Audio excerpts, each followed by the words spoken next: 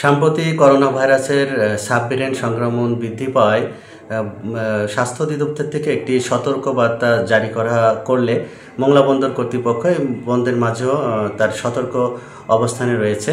আমাদের restricted area জেটিতে প্রবেশের ক্ষেত্রে স্যানিটাইজার ব্যবহার, মাস্ক ব্যবহার বাধ্যতামূলক করা হয়েছে। এছাড়াও থার্মাল স্ক্যানারের মাধ্যমে তাপমাত্রা পরীক্ষা নিরীক্ষা করে কিন্তু জেটিতে প্রবেশ করানো হচ্ছে। এছাড়াও আগামী 15 জুন রবিবার সরকারি অফিস খুলবে। তো একই প্রসেসে কিন্তু অফিসে প্রবেশের ক্ষেত্রে কিন্তু একই ব্যবস্থা গ্রহণ করেছে বন্দর কর্তৃপক্ষ। এছাড়াও ইন্টারনালি আমাদের বন্দর হসপিটাল থেকে একটি সতর্কবার্তা জারি করা হয়েছে। সেখানে 2টি জরুরি মোবাইল নাম্বার দেওয়া হয়েছে। কোনো রকম যদি লক্ষণ দেখা যায় করোনার সংক্রমণের, তাহলে কিন্তু সেই নাম্বারগুলোতে যোগাযোগ করতে পারবে। এছাড়া আমাদের মংলা বন্দর কর্তৃপক্ষে বর্তমানে কিন্তু আমদানি রপ্তানি অপারেশনাল কার্যক্রম একেবারেই স্বাভাবিক রয়েছে।